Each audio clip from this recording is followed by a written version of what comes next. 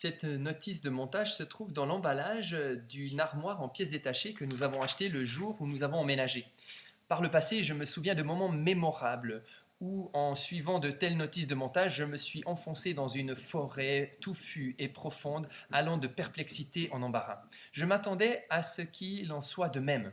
Or, quelle ne fut pas ma surprise de découvrir que, cette notice, au final, s'est révélée être un partenaire fiable, car grâce à ses plans détaillés, le bricoleur du dimanche que je suis est arrivé à bon port.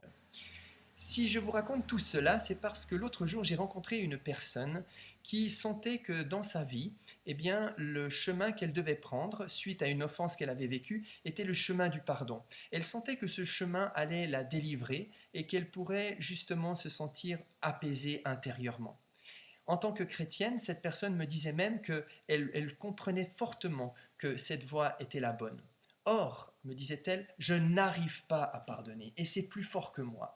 Devant ces morceaux de vie qui étaient dispersés et qu'elle cherchait à rassembler pour leur donner un sens et retrouver la paix, elle entendait les paroles du Christ souvent comme des notices, comme des préceptes exigeants, redoutables et compliqués.